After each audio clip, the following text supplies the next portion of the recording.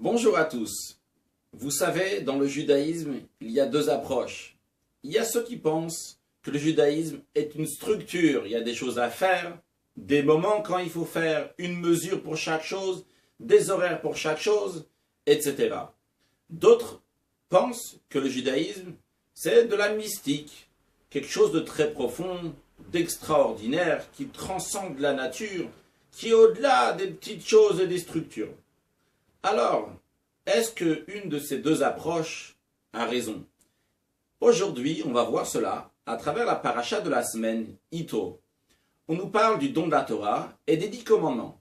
Dans les 10 commandements, on a la première partie qui nous parle des choses très très profondes. Je suis l'Éternel ton Dieu, tu n'auras pas d'autre Dieu. Des choses qui sont développées très longuement. Une philosophie juive.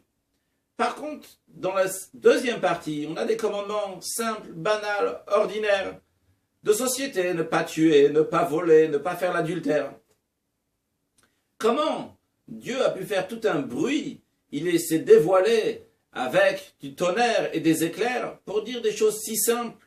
Et d'un autre côté, comment ces choses si simples peuvent être liées avec des choses si profondes comme je suis l'Éternel ton Dieu? La réponse est la suivante. Le Midrash donne un exemple d'un roi qui a interdit des gens qui habitaient en haut à Rome de descendre en Syrie et les gens de Syrie de monter à Rome.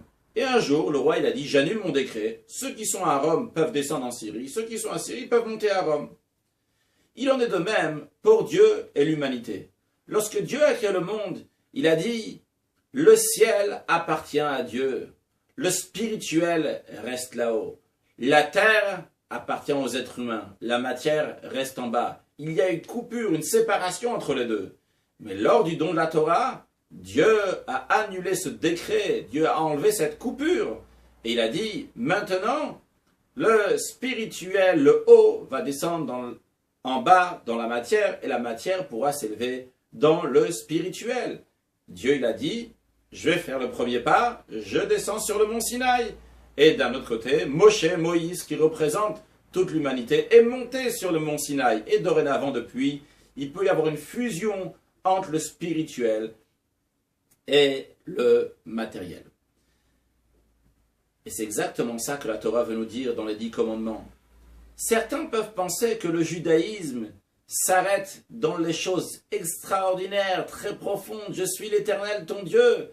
Va et réfléchis, discute sur cela.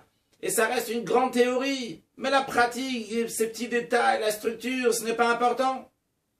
Erreur, puisque dans les 10 commandements, tu as la partie aussi qui te dit qu'il y a des choses à faire, du concret, dans la vie de société, dans la nature, dans ce monde. D'autres pensent que la Torah, c'est une structure, il y a des choses à faire, il faut bien se comporter. Mais après, la profondeur, la philosophie qu'il y a derrière cela, c'est pas important. La Torah te dit non. Il y a aussi une partie mystique, une partie cachée. Qu'est-ce que représentent les choses que tu vas faire? Et que tu sois dans le groupe qui est en haut, dans la philosophie, dans la théorie, tu dois venir aussi dans la pratique, dans le concret. Et que tu sois dans le groupe qui est en bas, dans le concret, dans la pratique, tu dois aussi monter dans la mystique, dans la profondeur des choses. Faire fusionner les deux en même temps. Si on prend l'exemple du Shabbat, quelqu'un peut penser que le Shabbat, c'est il faut faire, il faut pas faire ci, il faut pas faire ça. D'autres peuvent penser, le Shabbat, c'est un jour où on se repose, convivial, familial. Il n'y a pas besoin les petits détails, faire ci, pas faire ça, c'est pas important. Et les deux ont tort, car le Shabbat a aussi une profondeur. Le Shabbat a aussi des détails, il faut rentrer dans les détails, faire chaque chose. De même dans l'éducation des enfants. Certains pensent que l'éducation s'arrête à dire aux enfants quoi faire et ce qu'il ne faut pas faire. Il faut les obliger d'une telle manière, on ne les laisse pas s'exprimer. D'autres disent non, c'est bon, les enfants vont laisser s'exprimer, ils ont les bases, l'essentiel, ils ont la foi dans le judaïsme, ils savent que Dieu il existe, il n'y a pas besoin de les envoyer dans une école juive qui vont apprendre la Torah et savoir exactement quoi faire. L'essentiel, les principes sont là. Et c'est aussi une erreur, car il faut avoir les deux, aussi bien les principes, la foi, mais aussi les détails du judaïsme.